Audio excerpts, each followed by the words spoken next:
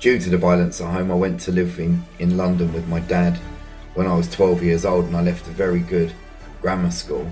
I went to a very bad inner London school, and it was a completely different environment for me. I was one of 6 white people in the whole school, and it was just a huge culture shock, and subsequently there was lots of violence in that school as well. So yeah, my upbringing was fractious and violent. Nothing can prepare you for what you're going to see. And what I saw will live with me for the rest of my life. And that is the inherent power of hope. And we can inspire that in each other by being open, by being honest, by talking about our journeys, the things we've got right, the things that we've got wrong, the things that worked, the things that didn't, all of the intricacies about the fragilities of our lives. Hi, my name's Andrew Payne, host of the podcast Men On Show. I am delighted to have Ricky Nuttall with us this evening. One of the first 250 responders at the Grenfell tragedy. I want to unpick some of that with Ricky. He's a mental health advocate, motivational speaker. He's actually a fantastic poet. I've read some of his stuff. It is superb. Ricky, welcome to the show. Hey Andrew, thanks very much for having me on, Matt. Been looking forward to recording this with you. I'm glad we finally got a date in the diary to do it. Yeah, and it's evening as well. So I've my lighting's all over the place. I normally record in the daytime. So I might look a bit unusual to the viewers the viewers, not the listeners, obviously. So let's get straight into this. So first question, I ask all guests, just tell us something about yourself growing up. Is there stuff that really stands out in your memories as a boy?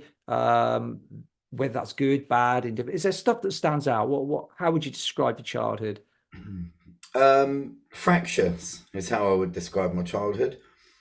I think that as you grow up, your norm is your norm, right? So you see it as a norm, and it's only when you grow up and become older and meet other people that you start to realize that everyone's had a different kind of childhood. Not everyone's had a different one to me, but we all have different childhoods. And what I have viewed as normal, other people would describe it as extremely violent. Case in point, my girlfriend, when we first got together and we were chatting about our childhoods, she said, "Wow, you've had so much violence in your life." And I sort of went, "Well, no, not really."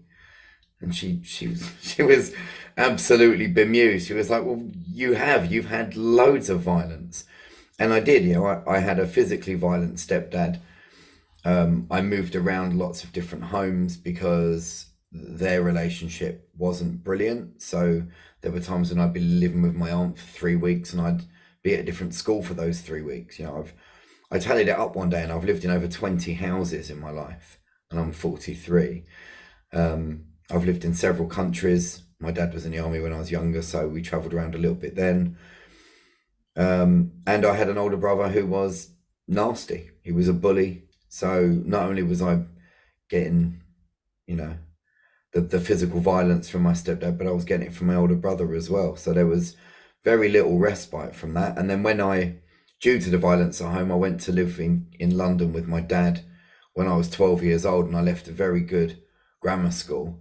I went to a very bad inner London school, and it was a completely different environment for me. I was one of 6 white people in the whole school. And it was just a huge culture shock, and subsequently there was lots of violence in that school as well. So yeah, my upbringing was fractious and violent. And how do you think that violence shaped you what do you think the impact of that was on you at the time? At the time, what it taught me was how to avoid violence without being violent, because violence scared me. I was scared of what was going on around me. So I learned to be a bit of a clown. I learned to be funny.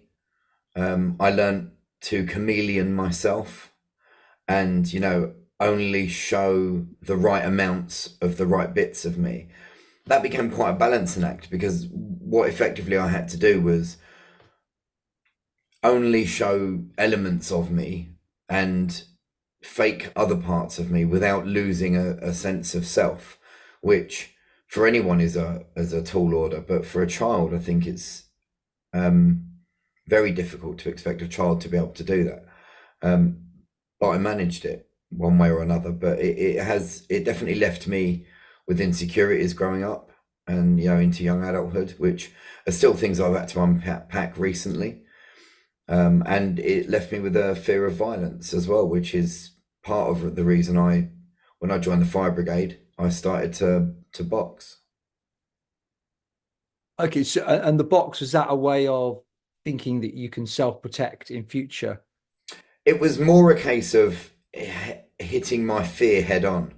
Okay, The thought of interesting. violence scared me, so I thought, right, well, then I'm going to put myself in a position where there is no Right. escape from it and Okay. teach myself to be able to cope. To cope. That's really interesting. And within that violence, and it sounds like, beyond the violence, the upheaval, the changing of schools, the moving around of households, that's a big impact.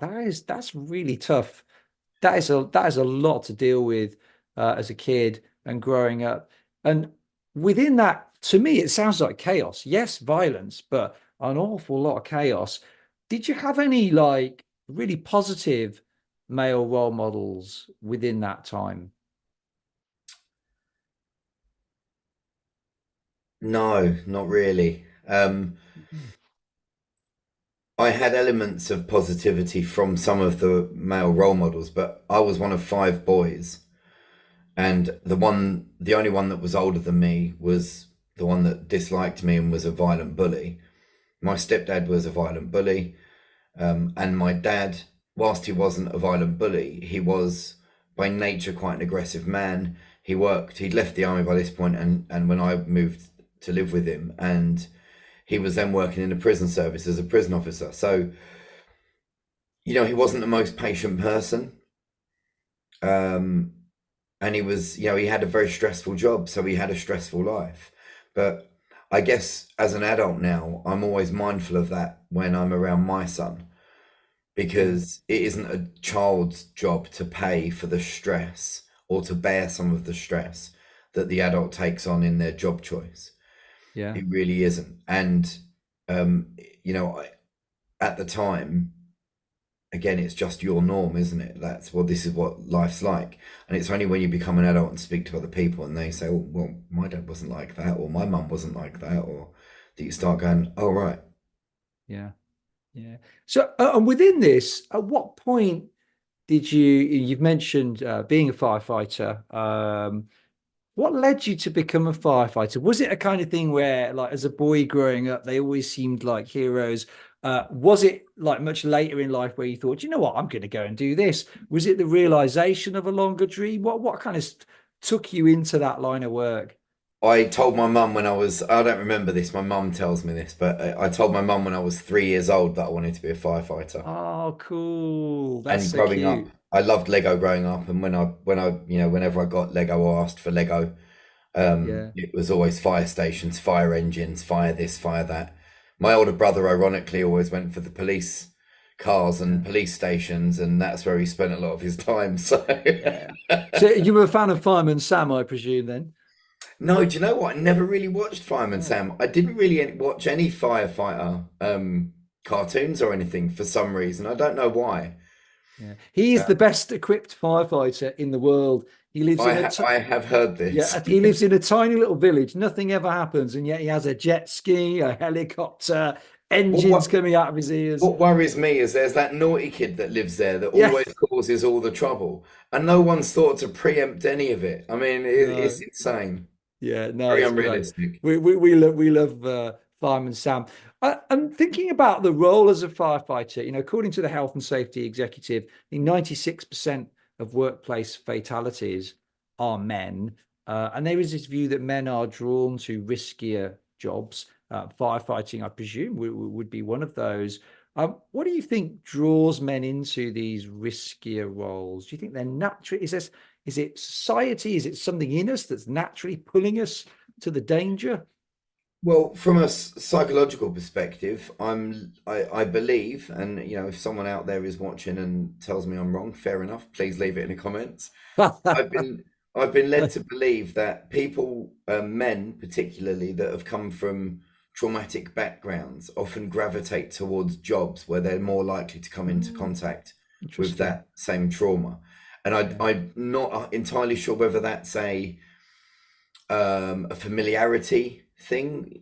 We know what this is, we know how to deal with this, so that's what we'll stick with, or whether it's a case of I don't want other people to struggle when I'm, like I struggled, so I'm gonna try and help people. I want to be a savior for people, and I wasn't saved, so now I want to save these people, and maybe it's a combination of all of the above. I'm sure there's a much smarter, deeper, more intellectual response in there somewhere, but Yeah, no, no. I mean, and just to add to that, not contradict it at all. My understanding, obviously, we have 20 times more testosterone in our systems than women, generally speaking, and that what one of the consequences of having that higher level of testosterone is we are more prone to riskier behavior. So for me, the way I see it is there's probably some just natural human biology in there linked to definitely, testosterone.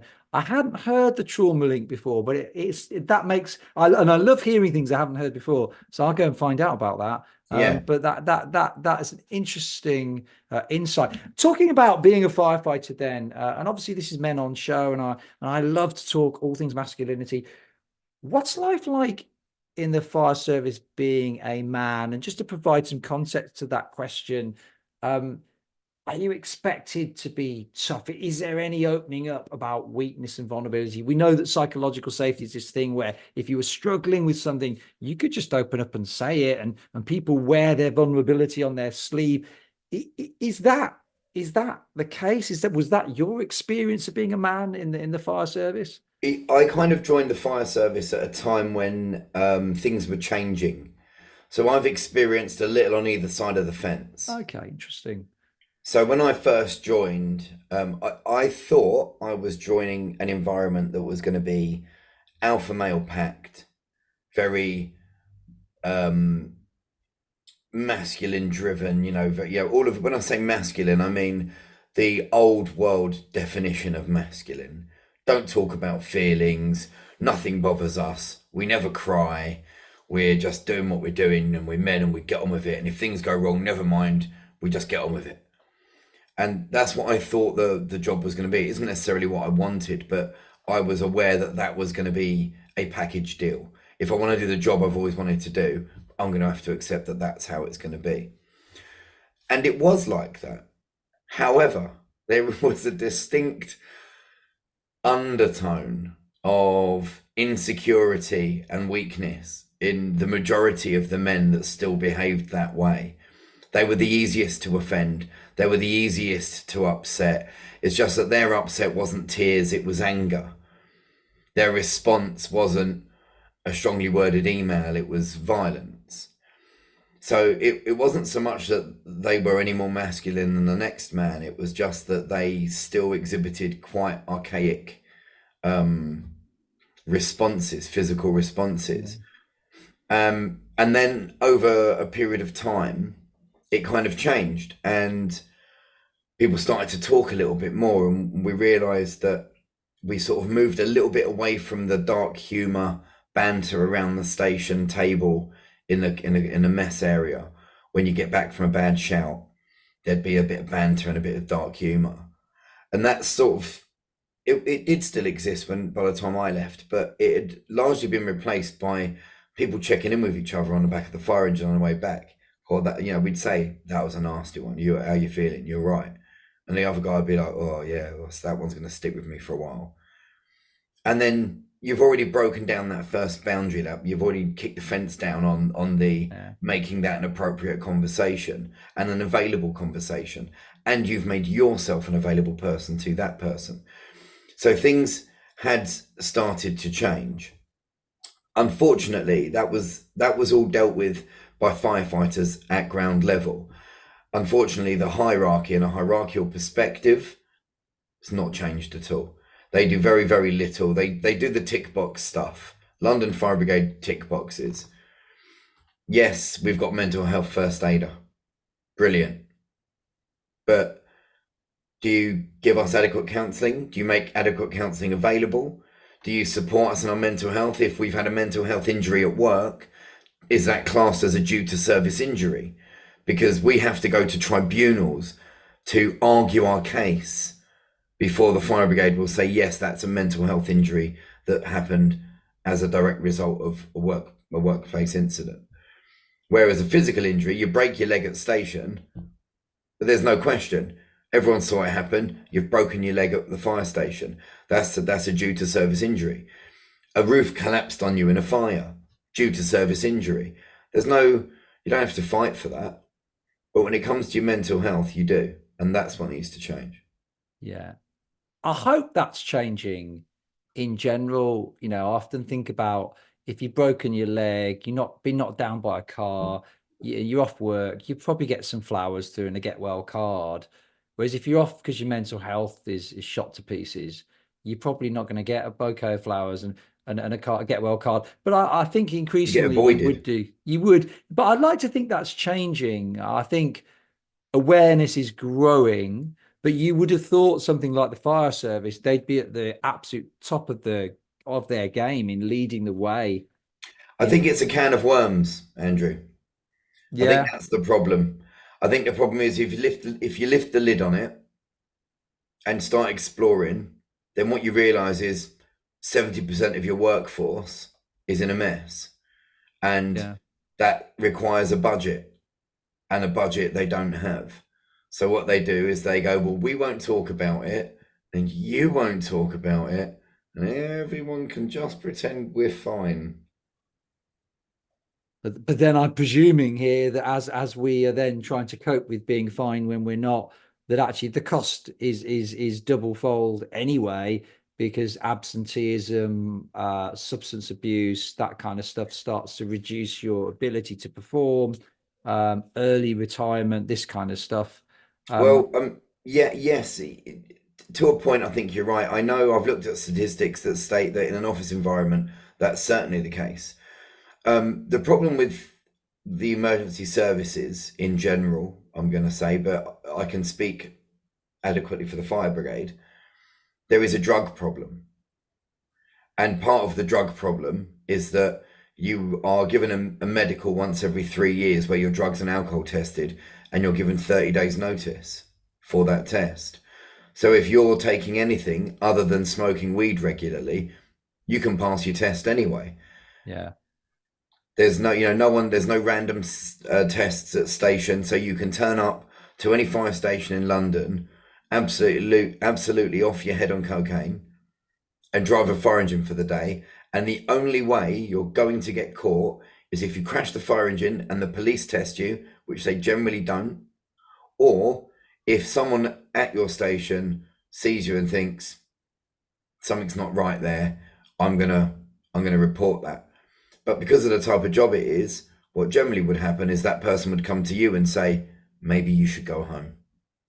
yeah, And you would then take that as a sign of, well, I've been clocked, I'll go home. So, yeah, as far as the London Fire Brigade are concerned, there's no drug problem at all. As far as any of the fire and rescue services in the UK are concerned, there's no drug problem. But if they sent testers to every single station within the first hour of the first day of the shift, they would have no fire service in the UK. That's my prediction. yeah. So drug issue, and obviously difficult work that you're doing. And obviously we're going to talk about Grenfell in a moment and unpack that. I'm really grateful that you're happy, you're not happy to do, but you're willing to do that. Prior to Grenfell, then, because what's coming across to me is this incredibly difficult job at ground level as you were beginning to leave the fire service. More there's guys checking in with each other rather than just sort of using dark humor to deflect what's just happened. So prior to Grenfell, would you have described yourself as a firefighter as being in a relatively good place in spite of that job and what you're having to see? Or do you feel that, thinking back to just before Grenfell, were you already in a bad place? I think hindsight is a wonderful thing, right? with hindsight, well, the best way to explain this is to give you my jug analogy. If you imagine our bodies are a jug, and trauma of any description, doesn't have to be work, fire brigade related, but any trauma is a tap being turned on. And that trauma happening to you is your jug being placed under that tap. And so your jug is now filling up with this trauma. One of a few things need to happen. Either the tap needs to be turned off, your jug needs to be moved away, or your jug needs to, at the very least, needs to be tilted. And some of that water every now and then needs to be poured out to stop you from overflowing. So that is, remove the trauma from your life, remove you from the trauma, or if it's a fire brigade related analogy and you can't remove yourself from that trauma because it's part of the job, you have to tilt your jug every now and then. What I didn't realize before is that I was regularly tilting my jug through writing poetry, through talking to friends, because I've always been an emotionally open person. I've never struggled to tell people about how I'm feeling. So I've regularly tilted my jug. When Grenfell happened, it was the equivalent of someone standing that jug under that tap, turning the tap on full, and then smashing the jug in half. I can't move my jug until the pieces are back together, but as I'm trying to put the pieces back together, more trauma's coming in because I'm still working as a firefighter whilst trying to put myself back together. And it became an impossible task. Yeah. So talk me through the Grenfell disaster, nightmare, tragedy. When you were in the engine on the way to that, you were one of the first responders. So as one of the first responders, I'm presuming as you're going to that, at the moment that you're in the engine, it doesn't appear to be a massive problem yet. Or by the time you got there, was it already like, shit, this is kicking off in a bad way? No, we knew on our way, and we knew for two reasons. One, within a minute of being woken up, we are driving out of the fire station. Within 60 seconds. In that time, we wake up in bed in our pants because we sleep on night shifts. So we'll be in bed asleep in our boxers. The bells will go down. We'll get up, get dressed, go down the pole, go into the watch room, have a look at the call slip, see what appliances are on it, where the incident is, what the incident is, and then look on the map to see how we get there if we're not 100% sure. Tear the slip off, go into the bay, put on our fire gear over our workwear, get on the fire engine and pull out inside 60 seconds. By the time we'd got to the end of the road, we were on what the fire brigade call make pumps 12, which means I think at the time there were 6 fire engines there, and we were one of 6 additional appliances requested. So that's make pumps 12. By the time we'd pulled out the station, turned right and turned right again, a second message came over a first radio message came over into the appliance saying this is now make pumps 20 fire. So within 2 minutes of us being woken up, they'd said we need 6 more fire engines, and then they said no, we need an additional 12 on top of those 6. So we knew this fire was out of control. We knew it was spreading rapidly, and we knew that people at site were already chasing their tails. The second reason I knew it was a bad fire is because we have a thing called a fire survival guidance call, which means that if there is a fire in, say you're in a tower block and there's a fire, you phone the fire brigade and you say to them, there's a fire in my block, and they say, are you affected by the fire? If you say no, i.e. no heat, no smoke, no flames, then they will say, stay put. If you're not involved, it's safer for you to remain where you are. If you say, yes, I am affected by the fire, smoke's coming into my area, or flames are coming up by my window on the outside of the building as it would have on that night, then they will say, right, can you safely self-rescue? So if the person then goes to their door, opens the door up, looks into the lobby area and sees heat and smoke or flame, then they're going to shut the door again and say, no, I can't self-rescue. They now become a fire survival guidance call. And that means that member of the control team will stay on the phone with them until they're either rescued or dead, and give them fire survival guidance. Wet blankets by the bottom of the door, open a window, move rooms, whatever advice they can give them.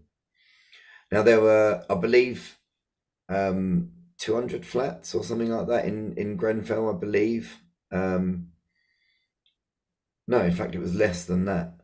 But however many flats were there, the radio message I heard after Make Pumps 20 was there are now 156 fire survival guidance calls in progress. Wow.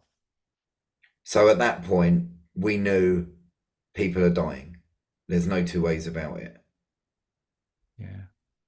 And so when you got there, you must have, your adrenaline levels must have been absolutely pumping.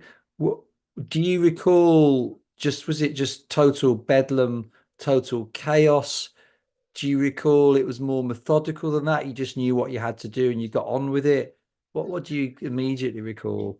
I describe it as organized chaos because everyone had a job and everyone knew what their job was, but you're doing it at speed and things around you are changing rapidly. One of the things you have to be as a firefighter is extremely dynamic. You cannot go into any rescue situation with a clear idea of how this is going to play out and no ability to change that plan when circumstances change, because circumstances almost always change. Whether that's a casualties condition or a fire or the way they're trapped in a car or a lift motor room not operating properly, whatever it is that's going on around you, you have to be able to adapt quickly. So you've always got 5 or 6 variations of a plan in your head. Yeah. When we first arrived, we could see parts of the building falling down and landing on a fire engine that was parked too close. So one of the first jobs we had was to uncouple the hose from the fire engine, move the fire engine out of the way and put the fire engine out because it was starting to catch fire with these bits of metal aluminium cladding that was falling off the outside of the building onto it.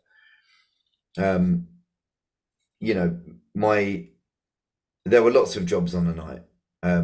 The most traumatic one being to rescue someone on a fire survival guidance call from the 15th floor. And we got outside his door. We basically had a nightmare of a journey up there. Our hose had got tangled. I had to untangle that. It was 550 degrees Celsius on the landing with no direct flame. So from the second we arrived on the landing, I could feel my wrists burning. I could feel my neck burning. We still had no water. And then our emergency whistles went off to tell us we were almost out of air. And we hadn't even opened the front door to this guy's flat to try and rescue him yet. So we had to make a decision to leave the guy behind. We had to make a decision to not rescue him. And that guy died. We made it out. I then had to go back 2 days later as part of a specialist rescue team to help the police with body recovery from Grenfell Tower. And the combination of those things plus many other things that I saw on the night, that was my jug being smashed under that tap. Wow. Wow. And was there, so when you get to that 15th floor, did you feel consciously, I'm not going to make it out of this? Was it the air going off in the tank and you're like, that is the red flag out now, regardless? Did you feel at any point, actually, I ain't going to make this out. I'm going to make it out of here? Yeah, the procedures, I mean, we were working well outside of all of our procedures. You're not supposed to go 1 floor below a fire floor without water. Right. And we're on the 15th floor with flames above us, below us, and on the floor we're on with no water. Yeah. You're supposed to be out of the building before your whistle goes off. That emergency whistle is letting you know you're on your emergency air supply. So you're supposed to be, put it this way, when you're at training school, if you come out of a breathing apparatus drill, like a rescue drill, and you come out, if you don't have your mask off your face before your whistle goes off, you fail. Yeah. I'm now on the 15th floor with my emergency whistle going off saying, under non-strenuous circumstances, I've got 12 minutes of air left. Yeah.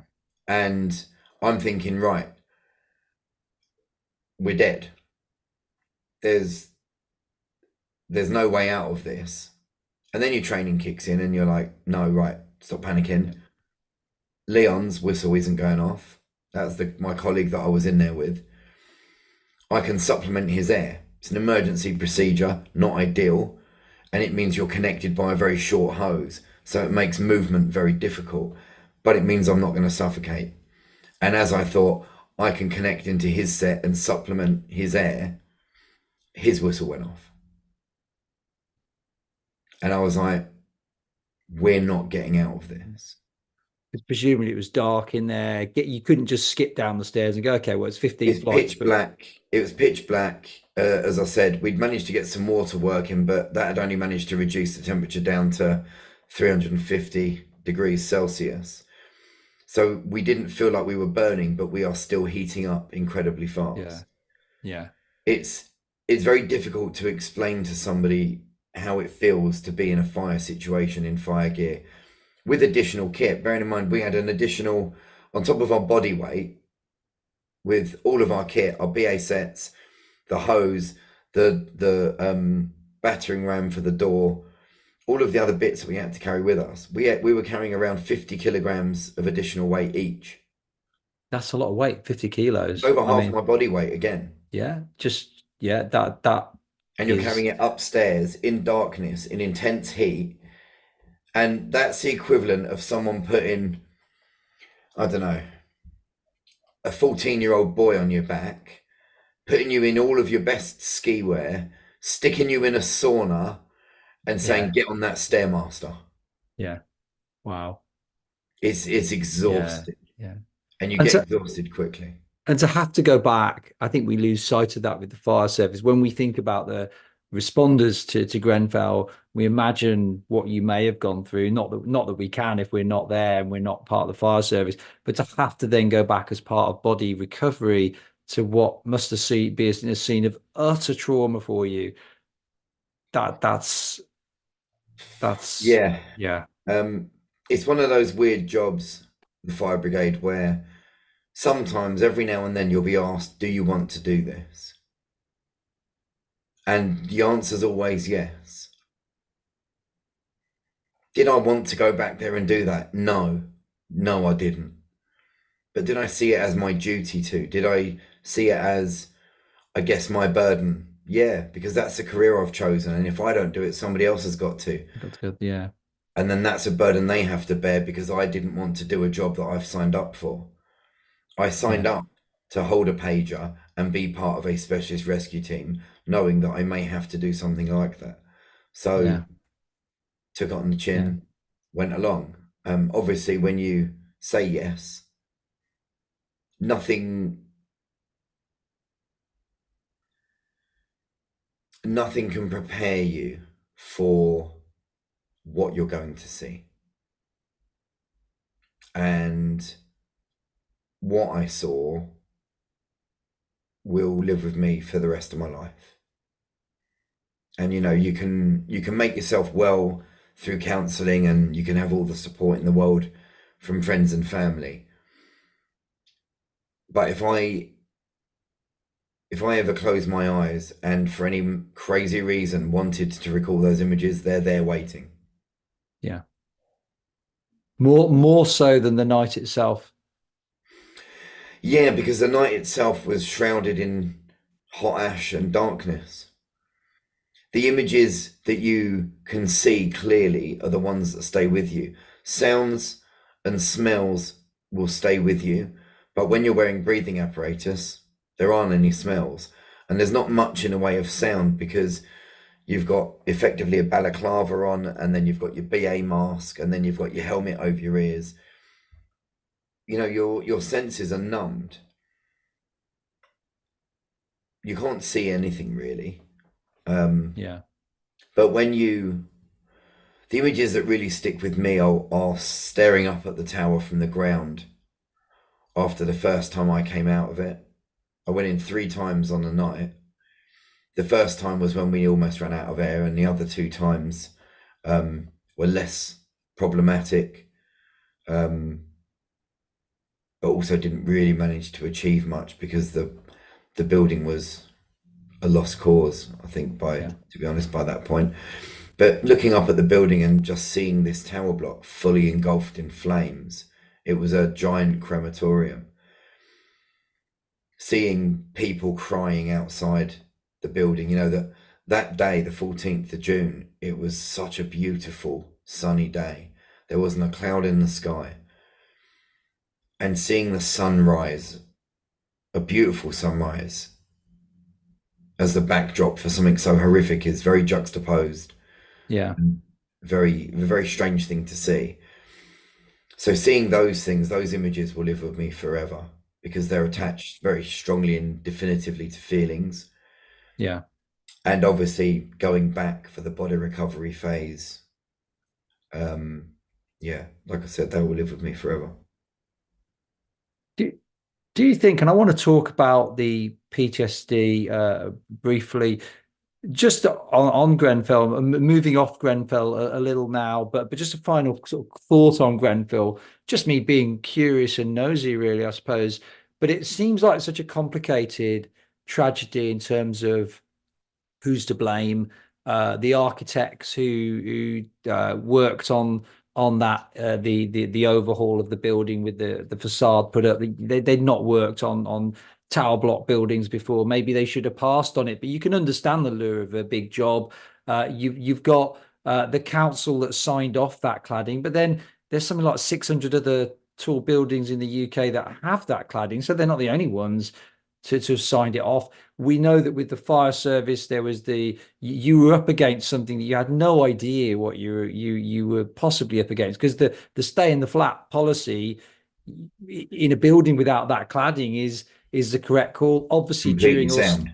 Yeah. yeah, and obviously with austerity, you're less well equipped because of government cuts. So I know there were issues with the ladders weren't long enough and equipment problems, but does that turn down to the government? There's so many. I mean, I haven't even got started on all the different layers and who one could blame. Do you think we'll ever see a prosecution? Do you think there is some like a group, or there's one thing that you think, no, actually, there probably will be a prosecution on this? Or do you think that ultimately just fingers will just be pointed in all directions and we'll learn our lessons and move on? This is my honest opinion, and this is without cynicism. Um, I think there will be one of two things that will take place. Either they will continue, and by they, the government, will continue to string out the inquiry, string out the findings, string everything out until a time they believe feelings would have died down and dissipated enough that there won't be riots at a lack of prosecution. Or I think they will find some middle management somewhere that will be taken care of very well for bearing the brunt, and a couple of people will be prosecuted and will go to jail. I think it's very telling that during the inquiry phase, the companies involved that were requested to attend the inquiry, which is voluntary, demanded immunity from prosecution based on the evidence they give in the inquiry for any and in any pending criminal investigations. That Wow. tells you everything you need to know. And the Yeah. government granted it, which tells you everything you need to know. Yeah. Yeah. Okay. Okay. I mean, I feel so cross about it.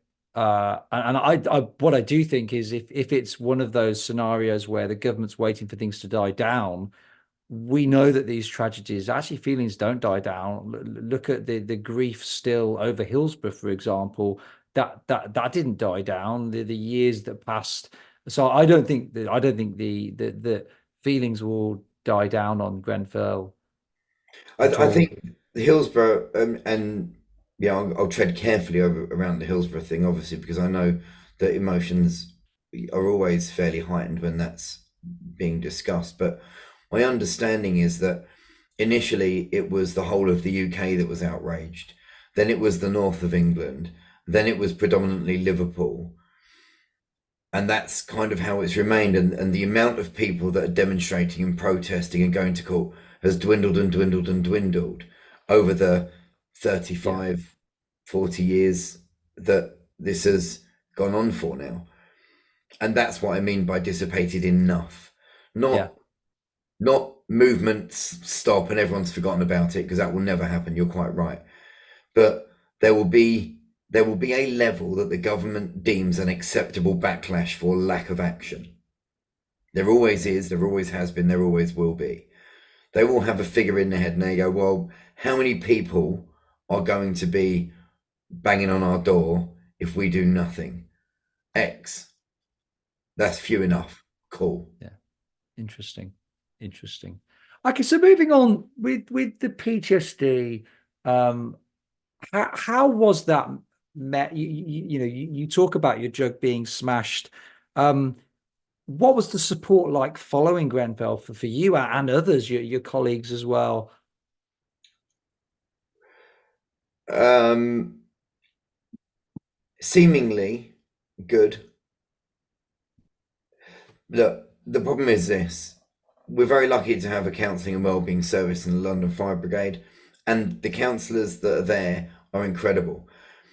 But they were 7 slashed down to 3 to serve the biggest fire and rescue service in the country. So you have a waiting list, Yeah. and you're also told you have a maximum of 15 sessions. Now, a session's an hour. Yeah. So the very first thing you know when you walk through the door is I have to be well in 15 hours. Yeah.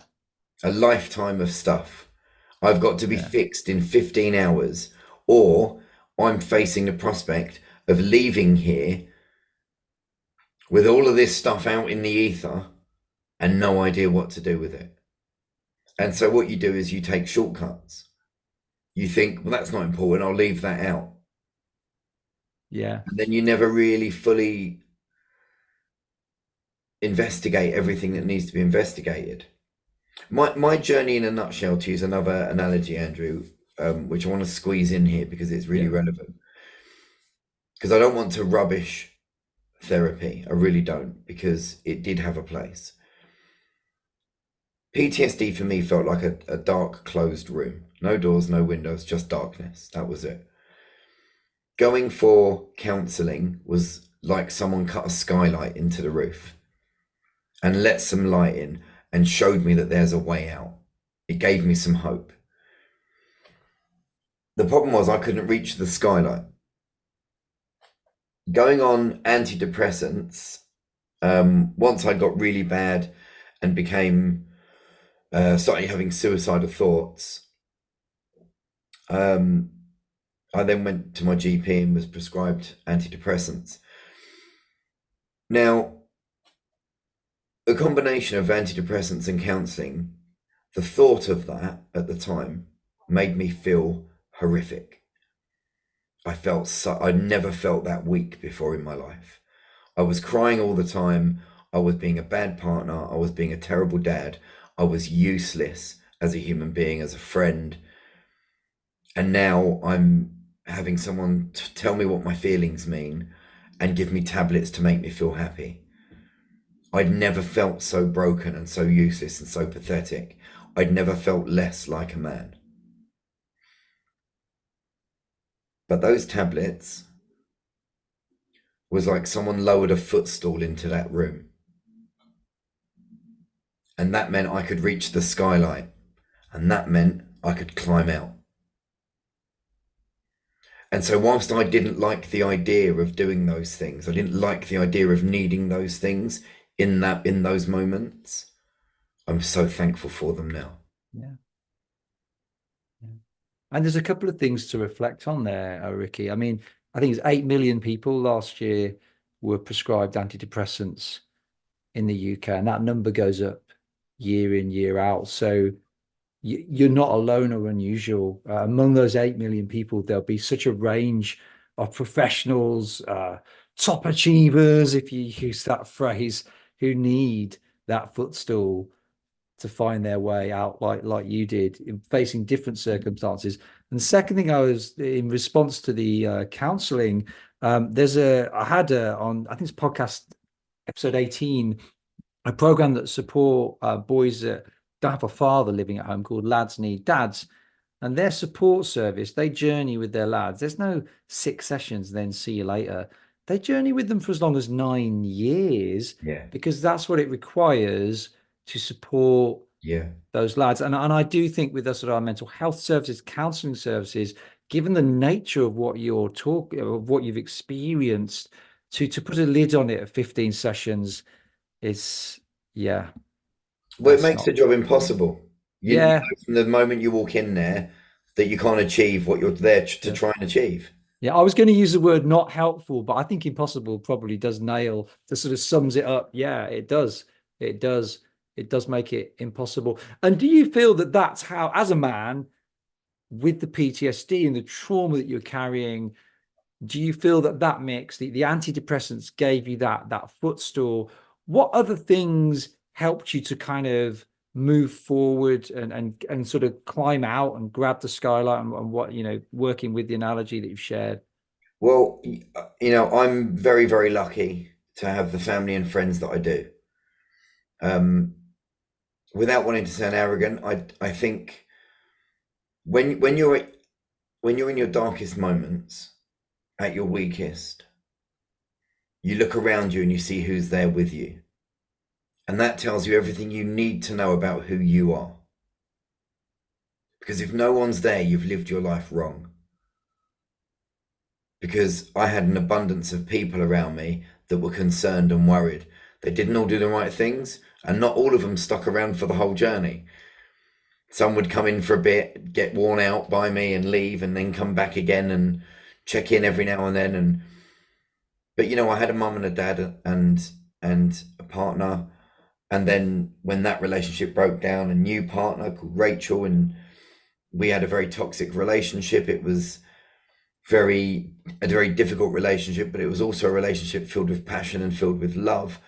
She was just as broken as me. And so, you've got two broken people trying to fix each other.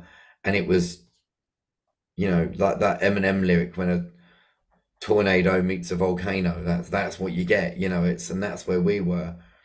And my new partner now, Jenny, is a very peaceful, very thoughtful, very kind, very gentle, selfless woman. And she has helped me put the final pieces of my jigsaw back together. Because when everyone around me is telling me, Rick, you're amazing. Look at what you've been through and you're still here fighting. Look how far you've come from where you were. You're so inspirational. I found her, and she turned around and said, you're not good enough. You are not meeting the standard. You do not get to speak to me badly. You do not get to treat that person poorly. You do not get... She removed those last few excuses that everyone else allowed me to have because of how much progress I'd made. She held me to a higher standard. And that meant I had to reach it or lose her. And so I've reached it. And that's been the final few pieces in my jigsaw. That's got me over that last hurdle.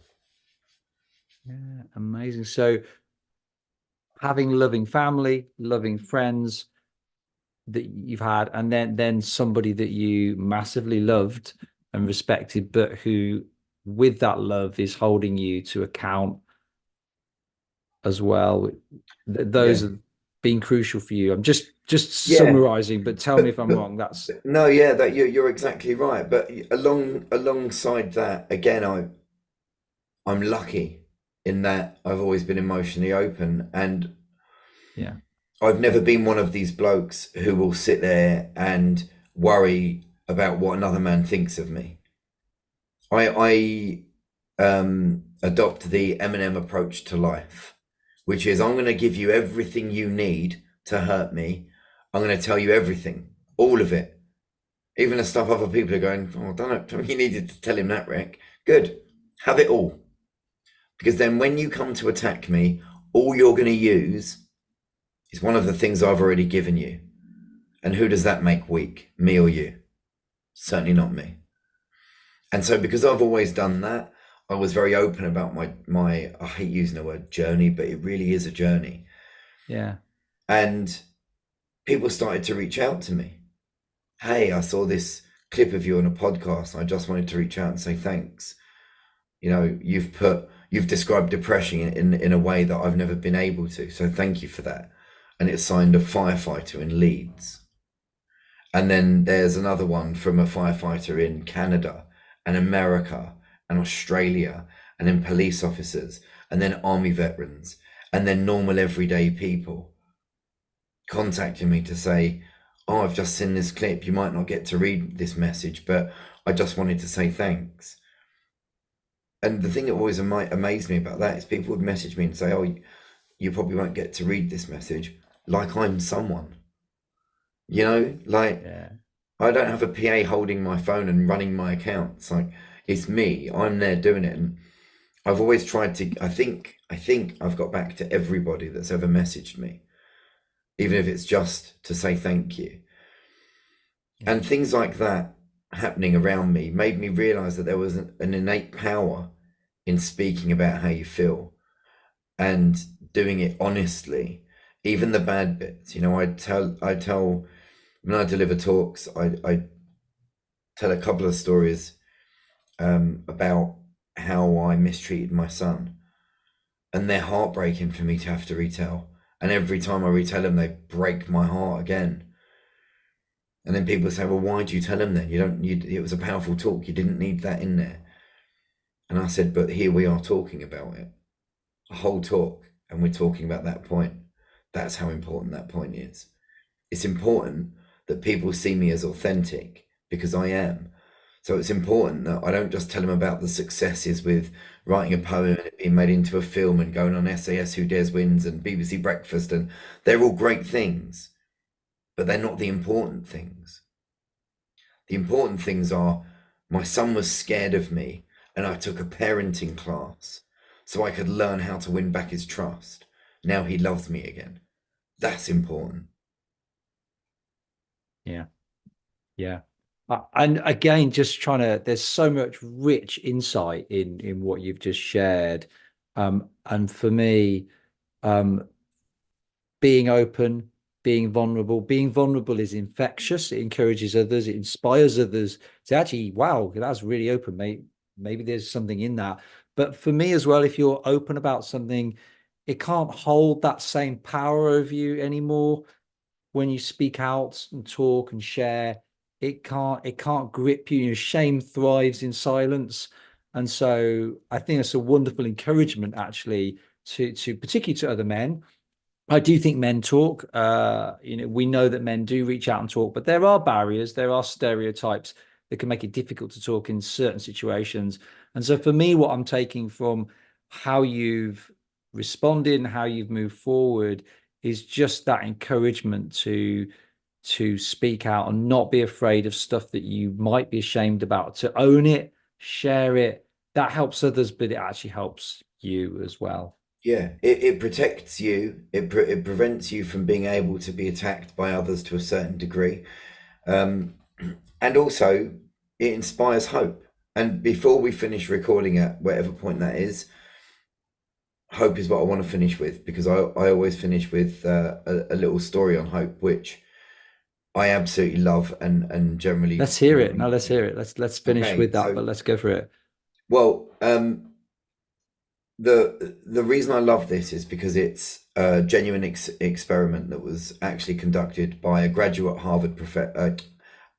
professor from Harvard, and he conducted. His name was Dr. Richter, and he conducted an experiment with rats in buckets. And what he did was he took a rat and he put it in a bucket of water and he timed to see how long it would swim for. And the rat swam for 15 minutes before it gave up and started to drown. So noted the time down. Say he reached in, he grabbed the rat out of the bucket, put it back in its cage, fed it, watered it, let it recover. After a designated amount of time, he put the same rat back in the same bucket of water and then timed the rat to see how long it would swim for. And the second time around, it swam for 60 hours. 60 hours. from 15 minutes. And Dr. Richter was astounded by this, and he didn't see how it was possible. And he mulled over all of his findings, and the scientific conclusion of that genuine experiment was the rat had hope.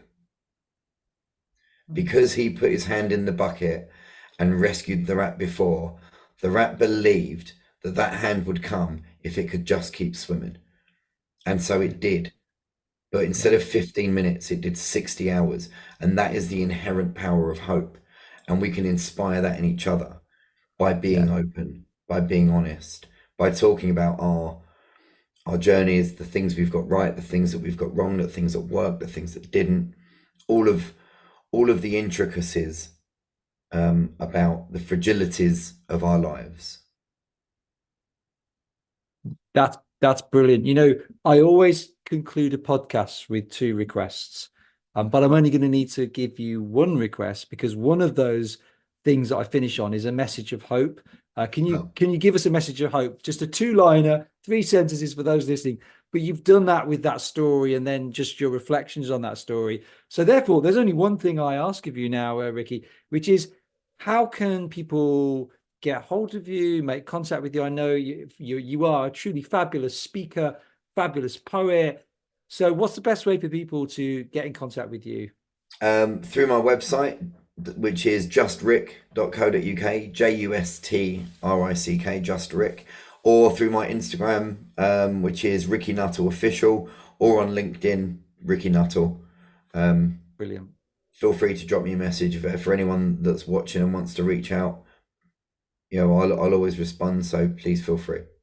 Fantastic. Ricky, I mean, thank you so much for coming onto the show and talking about stuff which is kind of more difficult and traumatic than most of us will experience in our own lifetime, of just being willing to unpack that in the way that you have. I'm so grateful for your time. So thank you, Ricky. It's been an absolute pleasure. Thanks very much, Andrew. It's been a pleasure being on.